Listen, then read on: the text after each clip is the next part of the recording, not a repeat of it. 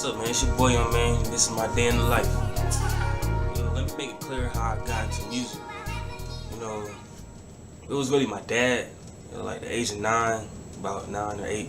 He put me on his first track. He was doing a little single called. It was for the back. We was called the Back Kids. It was me, my little brother, my little sister. Everybody, etc. So our first joint is, I think it was, "This Is How We Do It." How we do it, yeah. And so, it was my turn to go for the verse. I didn't really know how to rap or anything, I was just vibing to the music, how little kids dancing to little, like, music at the parties, little birthday parties. That was me in the studio. So my dad said, "You want to rap?" I was like, I was nervous. I was like, yeah, I want to rap. So, he wrote me a verse. I'm like, in my head, I'm thinking, I'm finna be a music artist, man. I'm finna make it to the top. I'm finna be a music artist. I'm finna go on the track with my daddy. And so, my dad gave me the verse to spit. It was kind of hard in the beginning, first two or three, 5 tries, it's kind of hard. But then he just told me keep repeating it, keep going over it. Even without the beat, just keep going over it. So, alright, I got over it. I went over it a couple of times. I said, alright, I'm ready. He put me in the booth. I was short, I was a little kid. I was a little skinny, little short guy. Like, the mic was about 6 foot. I was about 2. So he put me on the chair. So, over here speaking in the booth, I can hear my voice. It's kind of funny when you hear your voice in the mic. You're like, oh, that's me.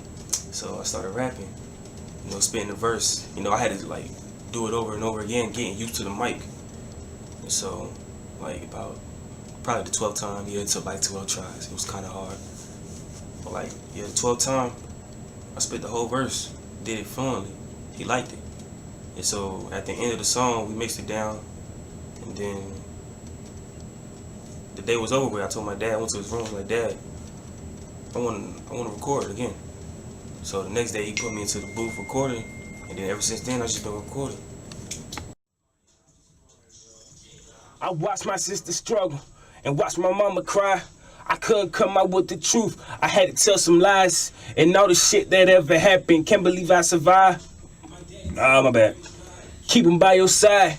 It was all bad, we was on our own. Mama couldn't get no help. That night she kicked me out the crib and told me to take care of myself. In the streets where you get killed anytime and anywhere. In my heart I was good, but in my heart, damn, I was scared. My man's Charles told me, "Quan, you gotta get it right just to live this life, cause this shit don't happen."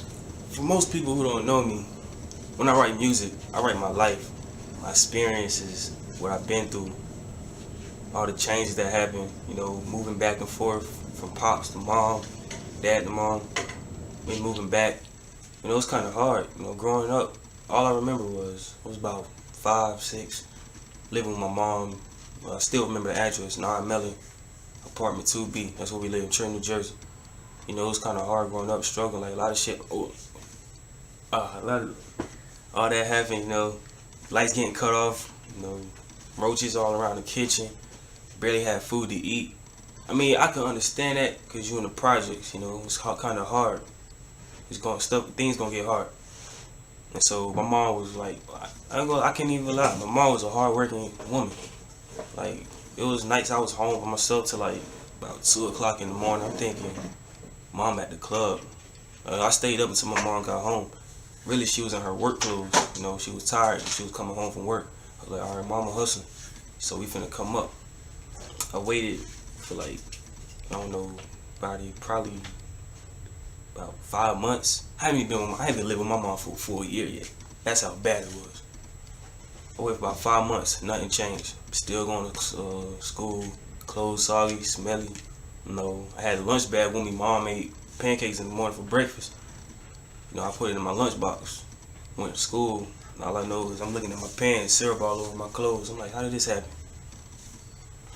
And so my dad, like, I think, it was Christmas, like, coming into Christmas, my dad came and got me, him and his boy Crucial. They came to pick me up. I still remember that day. My mom was kind of upset, but after I left, I came to Atlanta to live with my dad, his ex-wife.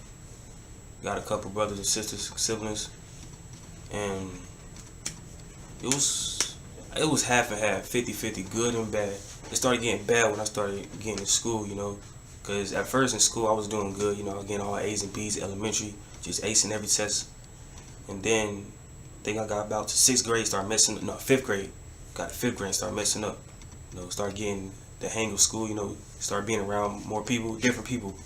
Like, as you grow up, you're going to be around different people of different races, different ages, and different mindset. So the mindset of the folks I was around, you know, they was playing around, yeah, just playing around, not doing schoolwork, talking back, getting disrespectful. I really wasn't disrespectful, but you can tell I wanted to be because I was always hanging around those type of people. One of my major accomplishments was finishing Youth Challenge Academy program in Augusta, Georgia. Like, I think that was the biggest moment of my life. You know, coming up from skipping class, you know, doing bad, getting bad grades, moving into this program, getting your GED, high school diploma, getting done with everything. It just feel great. You got that feeling. My dad promised me, like he promised me, I think my first week there, sent me a letter saying, son, do what you gotta do, get that GED. Once you get that GED, we're gonna move forward with this music and anything, as long as you get that GED. And so it was a lot of pressure on me.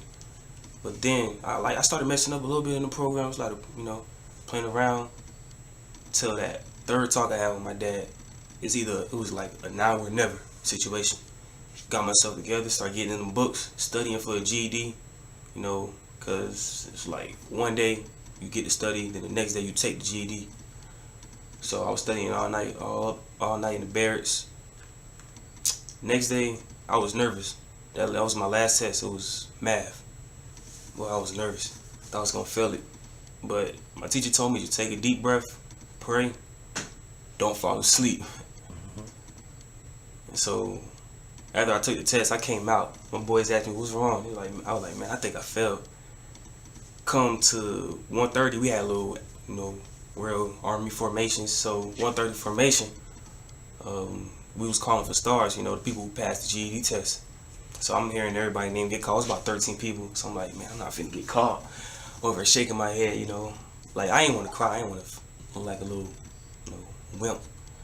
So, like, they said, they finished everybody who passed. I was like, dang, it's over with. And then they said, we got one more GED complete.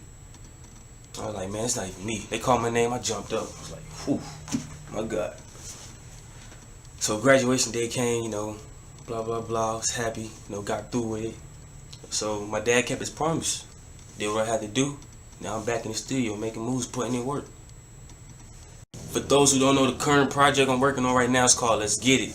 You know, of course, your boy Yungmayne, featuring Deep Dollars, Neff 150, Lil Corey. You got Burger B on the track. You know, I got my boys from the old man team, Guap. You know, my boy Jerry, you know, he stay down, 10 toes down as always. You know, we just some young folks putting in work. Excuse my language, I was finna curse a bit. Don't whip me. Yeah, shout out to my producer, man, Andrew Taylor. Drew Taylor on the beats, man. Man, cooking up some good work, good wood work, wood fire. But yeah, y'all expect to see this sooner and later. I'm thinking 2017. I ain't gonna give a, you know, I ain't gonna put a whole day on there. Just know, y'all boys stay tuned. Y'all already know who it is. It's your boy Yungmayne. Day in the life. We out. Niggas act funny, so cut them off. Yeah, I got a feeling that niggas don't like the way I make a living. Flexing for others, you cut them off. Yeah, I was at the bottom, never had none.